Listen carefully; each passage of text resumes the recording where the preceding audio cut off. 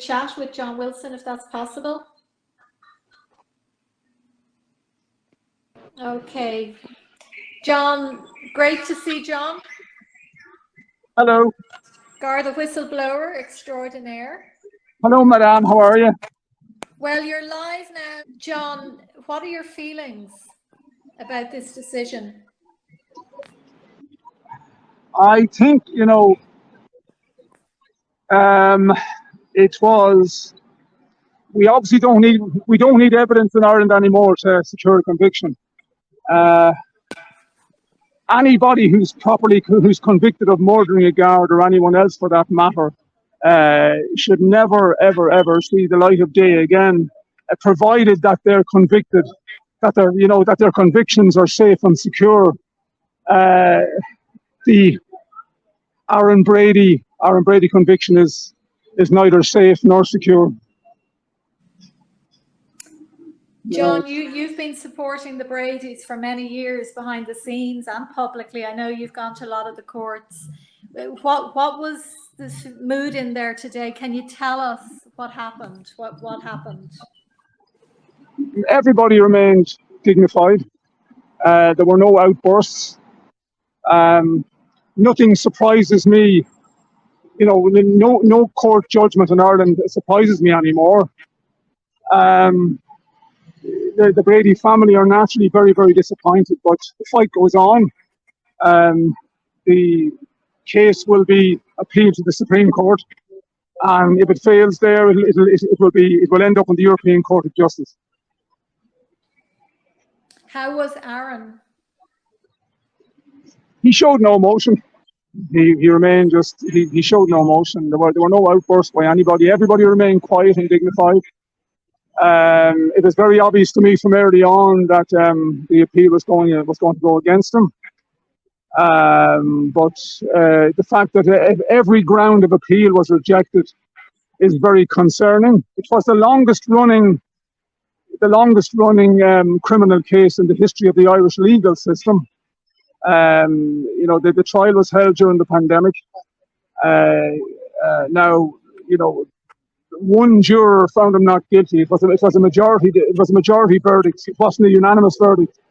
I am concerned by the judgment, but time will tell. The next port of call is the Supreme Court, and if he has no success in the Supreme Court, the case will end up in the European Court of Justice. And can I just say that, I approached, when I was asked to assist the family, I approached this case on the basis of, on an evidential basis. But unfortunately, we need evidence, and every conviction has got to be safe, has got to be secured with safe and secure evidence. I don't believe that Aaron Brady's conviction is safe, secure. So, time will tell. And John, what persuaded you of that? What was it that persuaded you that the conviction was unsafe when you initially scrutinized the case? The way the evidence was presented before the court, there were witnesses. I don't like I'm not a great fan of witnesses giving evidence by video link. Let's put it that way. I believe that everyone should have a right to face their accuser in open court and to be cross-examined in open court. You can't really cross-examine somebody properly by video link. I'm not happy by the way that the evidence was presented before the trial court. Listen, time will tell. Time will tell. But John, you spent many years in the courts, working as a Garda in the courts, prosecuting people, etc. And often, you were very, very fair in how you administered the powers that you had. But have you ever seen anything like we have seen in the Aaron Brady case, where a witness was physically assaulted while effectively giving their testimony in the witness box? It was a virtual witness box, but they were physically assaulted and told to say, "Tell them what you effing have to tell them." the trial should have collapsed that day. As soon as that happened, the trial should have collapsed. Because, I mean, I'm not a mind reader, but I suspect that members of the jury may very well have been influenced by what happened on that date. It's very, very possible.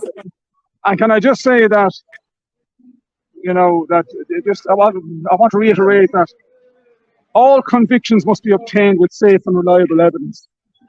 That's all we want. I have serious doubts about the way that this case was conducted and about the evidence, you know, a lot of the evidence that was allowed in. But listen, the 3 appeal court judges don't agree with that. They rejected every ground of appeal. Every ground of appeal. And there was at least 40 grounds of appeal. There were 46 grounds of appeal, and the Aaron Brady's legal team attempted to get in a 47th ground of appeal, which was rejected. But they roundly there was also every ground of appeal was roundly dismissed. The judges dismissed every ground of appeal. It's inconceivable. I mean, there were so many legal points that Michael O'Higgins had drawn out. Did the judges show any emotion? Did they show any sense of no? No. The judges came out. They read a summary of the judgment. I mean, the judgment itself it amounts to 360 pages or so, and it wouldn't have been practical to read everything out. So they read a summary. Listen. This case is by no means finished yet. It's going to take a number of years to be concluded, either in the Supreme Court here or in the European Court of Justice. Listen, Aaron Brady is in the hand of God. He's in the hands of God. I am dismayed by the judgment. Every ground was rejected. Every single ground. I think 2 of the main witnesses described the shooter as being over 6'1". Remember, Aaron Brady wasn't charged as being part of a giant enterprise. He was charged as being the shooter. Right? Aaron Brady is about 5'6", 5'7" in height. He's not over 6 feet tall. He's not 6'1". Every conviction must be achieved with safe and reliable evidence. End of story. That's where as far as I'm concerned, that's where it begins and that's where it ends. Well, John, you know, you're the only member of An Garda Síochána. I know you were kicked out in 2013, and you are the only member of An Garda Síochána that I would trust. I would trust you with my life. I know that you always stood on the side of fairness, and you have always stood up for the underdog, and you were always able to recognize when the underdog was getting a kicking from the state. So I just want to express my gratitude to you. Thanks, Gemma. Can I just say that this was the longest running criminal trial in the history of the Irish legal system. And it was also one of the most, it received widespread coverage from the mainstream media. Not one mainstream media journalist has ever questioned any of the evidence in this case. You are the only journalist in Ireland that has questioned the conviction of Aaron Brady on this evidence. And of course, you're known as a conspiracy theorist. You know what I mean? That's what the other journalists call you, a conspiracy theorist. Now, listen, again, just to finish off, time will tell. This case will be in the Supreme Court, I'd say, sometime next year. And then you never know. You never know what's going to happen in the Supreme Court. But I believe it will ultimately end up before the European Court of Justice in The Hague. The Brady family, they remain very, very dignified. There were no outbursts in the court. People are very, very disappointed. I mean, the sense of disappointment here it's palpable. You know, people are very, very disappointed. And I'm talking about ordinary citizens, people who believe in the rule of law. As I do. I believe in the rule of law. I don't believe in vigilantism. I believe in the rule of law. I believe exclusively in the rule of law, as do the people who attended the court this morning. But this is a very disappointing judgment. The fact that every ground of appeal was thrown out, including mobile phone and video evidence that was excluded, even though it was unlawfully garnered, which basically means that if the guards breach your constitutional rights and they do so accidentally, that evidence is allowed into court. I mean, there's no such thing as being a little bit pregnant. A woman is either pregnant or she's not pregnant. Your constitutional rights are breached or they're not breached. End of story. That's where it ends. I am very concerned about the way that Ireland is heading. Very, very concerned. The hate speech legislation, the hate speech bill is about to come back before the Oireachtas. And I believe they're going to try and try and bulldoze it through.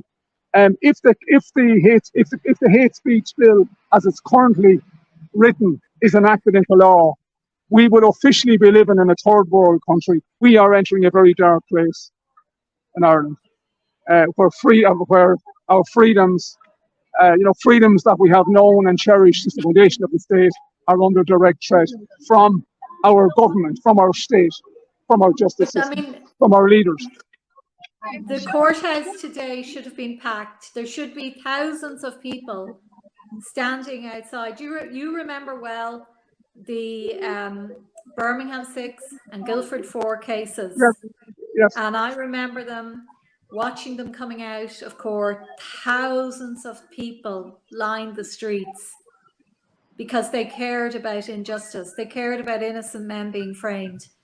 Here we are in 2024, and life goes on behind you there, John. Anyone in any of those cars, their son could be grabbed tonight by the guards, and they would be pleading for people, please come and support our son. Because if the judiciary saw that the public were listening and cared, they would have released Aaron Brady. Gemma, you were a great supporter of Ian Bailey, as was I, okay? And the one thing, Ian died on the street. Ian Bailey died alone on the street in Cork last year, okay? Now, I don't know, the family are still here. We're going to talk to somebody else. Okay. Are the family there with you? Yeah, the family are not too far away. Is Tony there? No, isn't he? I'm sure they don't want to talk. Maybe you might just... Did Caroline and Tony get to hug Aaron? Did they get to hug Aaron? Did they get to? I don't know. I know that I don't think so. I think he was taken back in right away. Oh, was he? Lord. Listen, Gemma. It's a bad time for the family. They're a very good, very decent people. They are dedicated. They have dedicated their last number of years of their lives to fighting for their son. Listen, just to reiterate again, every conviction must be safe and secure, right? And I am not happy with the manner in which this case was run, and I'm not happy with today's judgment. But the only option, the family now, the next step of this fight is the Irish Supreme Court. We don't know what's going to happen there. If they're unsuccessful in the Supreme Court, then they will have to take the case to the European Court of Justice in Europe. It's based in The Hague or Strasbourg. That's all we can do. But again, they were very, very dignified today. Very, very dignified. They are very, very disappointed, naturally enough.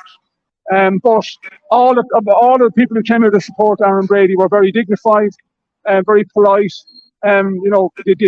Decent people who believe in the rule of law. I think you probably want to go to talk to Caroline and Tony. They need your support there. John Wilson, thank you so much for joining. All right, God bless you. Talk to you soon. Right. Thank you. God bless. Thank you very, very much. So we'll just go back.